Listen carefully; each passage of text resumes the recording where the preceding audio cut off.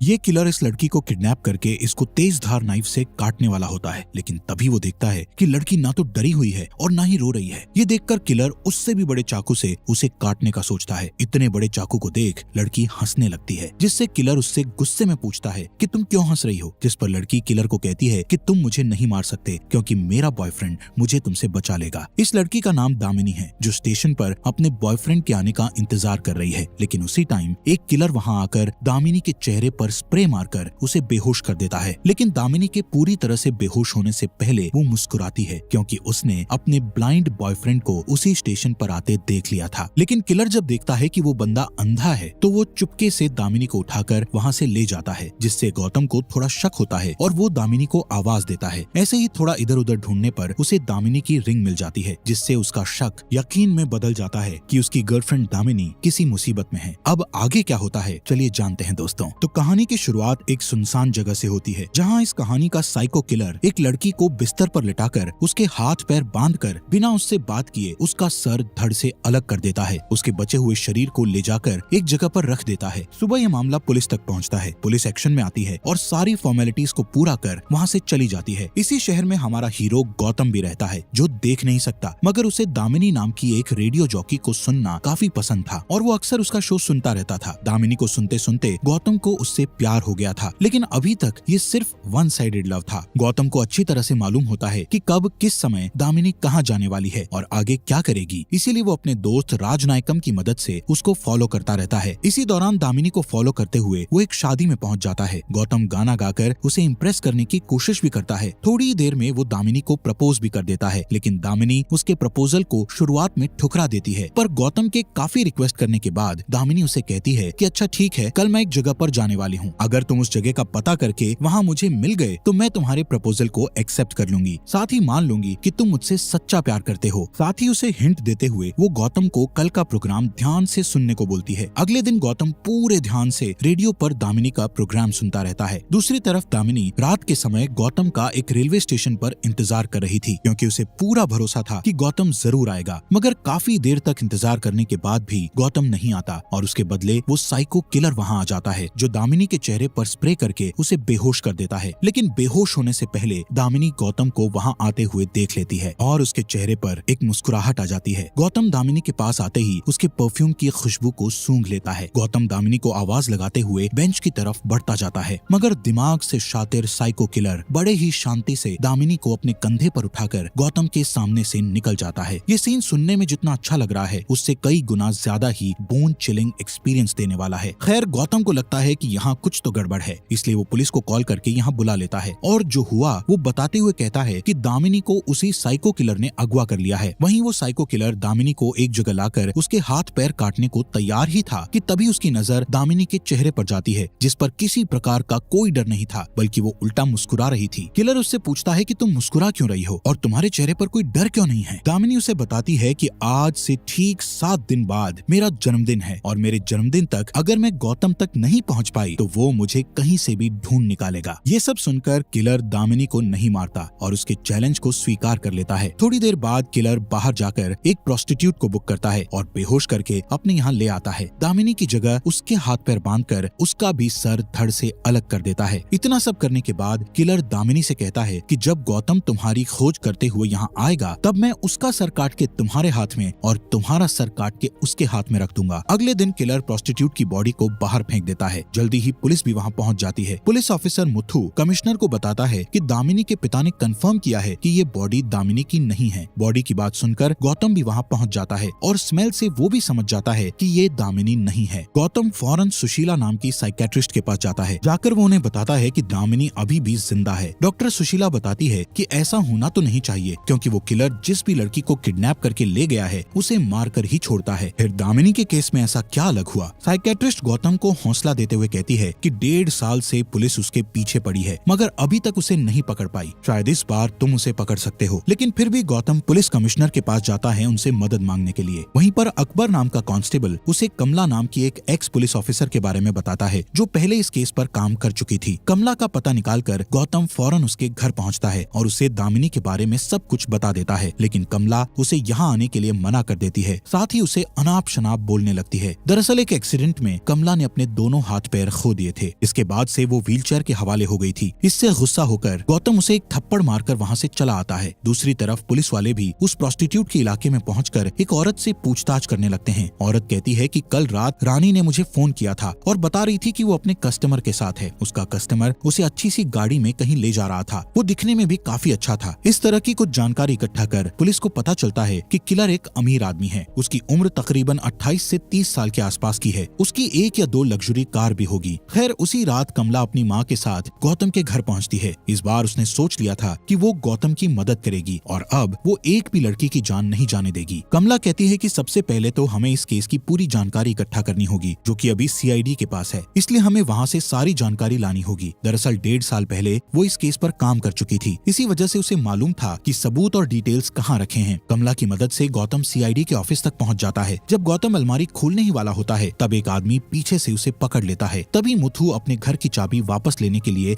Office में आता है। मुथु को थोड़ा शक होता है पर वहाँ कोई नहीं था। मुथु के जाने के बाद हमको पता चलता है कि ऑफिस में दूसरा इंसान अकबर था और उसने ही उसको छुपा दिया था। कांस्टेबल अकबर गौतम की मदद करते हुए सभी डिटेल्ड पेपर्स की जेरोक्स कॉपी उसे दे देता है। खैर डिटेल्स को घर ले जाकर जब कमला उसको स्टडी करती है तो उसे पता चलता है कि अब कुल मिलाकर 14 लड़कियां गायब हुई हैं। उनमें से 4 तो प्रोस्टिट्यूट हैं और बाकी सभी लड़कियां अपनी फील्ड में काफी सक्सेसफुल थी। इसी तरह जो लड़की किडनैप हुई वो दिन दहाड़े रोड से गायब हो गई। गौतम पुलिस की टीम के साथ सभी विक्टिम्स के घर जाकर किडनैपिंग के बारे में पूछता है। सभी का कहना था कि घर लौटते वक्त रास्ते से उनकी बच्ची गायब हो गई थी। ये सारी बातें सुनकर गौतम हर जगह पर जाता है जहां इन लड़कियों को आखिरी बार देखा गया था। गौतम नोटिस करता है सभी क्राइम सीन पर एक चीज कॉमन है, जो कि एक डस्टबिन था, जिससे गौतम और कमला समझ जाते हैं कि जब वो लड़की अपने घर वापस जा रही होगी तो उन्हें डस्टबिन के पास जरूर कुछ दिखा होगा, इसलिए वो अपनी गाड़ी को रोककर उतरी होगी। पास ही खेल रहे बच्चों से पूछने पर उसे पता चलता है कि हमारे बच्चे ने रूपा नाम की लड़की के हाथ में एक पपी को देखा था। इस बात से गौतम और कमला प्रेडिक्ट करते हैं कि पहले किलर एक क्यूट से पपी को खरीदता होगा और उसे लाकर डस्टबिन के पास छोड़ देता होगा। फिर जब लड़की पपी को देखकर अपनी गाड़ी रोकती होगी तभी वो किडनैपर कहता होगा कि ये कुत्ता मेरा है, प्लीज इसे लाकर मुझे दे दो। और जैसे ही लड़की उसके पास जाती होगी वो किसी तरह से उनको बेहोश करके किडनैप कर लेता होगा। दूसरे दिन किडनैपर ठीक इसी प्लानिंग से एक नई लड़की को किडनैप करने वाला होता है, मगर वो इसमें सफल नहीं हो पाता क्योंकि कल कमला और गौतम ने ट्विटर पर ट्वीट करके सबको बता दिया था कि जहाँ पर भी कुत्ता दिखे तो उससे दूर ही रहें। इसलिए ये लड़की किलर के जाल में नहीं फंसी। ट्वीट का पता चलते ही तिलमिलाया हुआ किलर हैकर के पास जाकर ये पोस्ट डिलीट करने को कहता है और काम होने के बाद वो इस हैकर को भी मार देता है। उसी रात किलर उस लड़की को भी किडनैप कर लेता है जो आज सुबह इससे बच गई थी। किलर उस लड़की को अपने यहाँ लाकर एक बार फिर मार डालता है, मगर इस बार वो लड़की का सर काटकर उसका धड़ लाकर गौतम के घर के बाहर रखकर एक मैसेज भेजता है जिस पर लिखा था एडवांस हैप्पी बर्थडे। गौतम को उस लड़की के शरीर से एक अजीब सी महक आती है, इसलिए वो राजनायकम से कहकर एक सफेद और एक काले पिग को लाने के लिए कहता है। राजनायकम ऐसा ही करता है और वो उसके सामने दोनों पिग लाकर रख देता है। गौतम कमला को बताता है कि उसे इस लड़की की बॉडी के साथ ही इससे पहले मरने वाली प्रोस्टिट्यूट लड़की से सफेद पिग वाली गंध आ रही थी। वो लोग एक एक करके सभी पिग फार्म पर जाकर खोजबीन करने लगते हैं, मगर कोई भी पिग फार्म में उनको ऐसा यंग मालिक दिखाई नहीं देता जो किलर के हुलिये के साथ मैच होता हो। इसी दौरान मुथु को ये बात पता चल जाती है कि गौतम और उसकी टीम पिग फार्म जाकर पूछताछ कर रहे हैं क्योंकि मुथु ने एक आदमी को गौतम के पीछे लगा रखा था। मुथु ऐसे ही एक पिग फार्म पर जाता है और इत्तेफाक से एक फार्म का मालिक वही किलर होता है जिसे ये अभी तक खोज रहे थे। पुलिस को अपने यहाँ देख किलर घबरा जाता है और पुलिस वाले को इंजेक्शन लगाकर बेहोश कर देता है। इसके बाद हम पुलिस वाले को उसके कमरे में बंद देखते हैं जिसमें किलर अपने सभी कारनामों को अंजाम दिया करता था। जब वो किलर वहाँ पर नहीं होता, दामिनी उसको होश में लाकर उसे यहाँ से भागने को कहती है, लेकिन मुथु कहता है कि मुझसे नहीं हो पाएगा। थोड़ी देर में वो साइको किलर मुथु के पास आकर उसे भी मार डालता है। इसी तरह सभी पिग फार्म की जांच करने पर गौतम और उसकी टीम के हाथ कोई सबूत नहीं लगता, लेकिन कमला को पूरा भरोसा था कि किलर इन्हीं में से किसी एक पिग फार्म में मौजूद होगा। नतीजे ना मिलने पर बेचारा गौतम काफी दुखी होता है और फैसला करता है कि आज रात वो घर पर अकेला रहेगा। थोड़ी देर बाद साइको किलर की गाड़ी वहाँ आ जाती है। गौतम समझ जाता है कि ये किलर की गाड़ी है, इसलिए वो जानबूझकर अपने घर से बाहर निकलकर अपने हाथ में एक कैक्टस का पौधा लेकर गाड़ी के पास जाता है। वहीं दूर खड़ा राजनायकम अपनी गाड़ी से किलर की गाड़ी को फॉलो करने लगता है। दोनों के बीच में एक काफी लंबी चेज होती है। दुर्भाग्य से राजनायकम किलर के हाथों मारा जाता है। किलर राजनायकम के फोन से गौतम को फोन करके बताता है कि मैं दामिनी को उसके जन्मदिन वाले दिन मार डालूंगा। गौतम गौतम को अगले दिन राजनायकम के बारे में पता चलता है। ये सुनकर वो बहुत दुखी होता है, लेकिन राजनायकम उसकी आंखें था, साथ ही एक सच्चा दोस्त भी। पोस्टमार्टम करने वाले डॉक्टर गौतम को उसका सामान देते हुए उसे बताते हैं कि किलर उसकी दाहिने हाथ की छोटी उंगली को काटकर अपने साथ ले गया है। ये सब देखने के बाद गौतम कमला और उसकी माँ को कहता है कि वो अब और किलर के पीछे नहीं भागेगा। इस बात से कमला काफी नाराज हो जाती है और कहती है कि अगर तुम्हें इतनी जल्दी हार माननी थी तो मुझे क्यों निकाला अंधेरे से बाहर? क्या जरूरत थी मुझे उम्मीद देने की? सब मेरी गलती थी जो तुम पर भरोसा किया। अगर उस समय मैं कॉलेज की सीढ़ियों से नहीं गिरी होती तो आज मैं ये केस अकेले ही सॉल्व कर लेती। ये कॉलेज वाली बात सुनकर गौतम और कमला सीधे उस कॉलेज में जाकर पूछताछ करते हैं जहाँ कमला 1.5 साल पहले आई थी। दरअसल यहाँ एक स्टूडेंट का भी मर्डर हुआ था। उसी सिलसिले में कमला यहाँ आई थी। सीसीटीवी फुटेज की जांच करने पर एक सस्पिशियस आदमी दिखाई देता है जो अपना मुंह छुपाए हुए बैठा था। कमला और गौतम दोनों फौरन प्रिंसिपल से मिलते हैं। उनसे पूछते हैं कि ये कौन व्यक्ति है जो इस वीडियो में आपके बगल में बैठा है। प्रिंसिपल उन्हें बताते हैं कि मुझे ये तो नहीं मालूम कि वो आदमी कौन था, लेकिन इतना जरूर कह सकता हूँ कि वो एक लेफ्ट हैंडेड था, क्योंकि उसने मेरे यहाँ पॉपकॉर्न भी बाएं हाथ से लिया था। साथ ही पूरे फंक्शन के दौरान उसका दायां हाथ उसकी पॉकेट में ही था। ये सब जानकर गौतम के दिमाग में एक बात अचानक से स्ट्राइक करती है और वो फौरन ही जाकर राजनायकम के सामान की जांच करता है। इससे उसे क्लियर हो जाता है कि किलर की दाहिने हाथ में छोटी उंगली नहीं है। दरअसल ये सुराग था जो गौतम का दोस्त उसके लिए छोड़कर गया था। जब किलर गौतम के घर आया था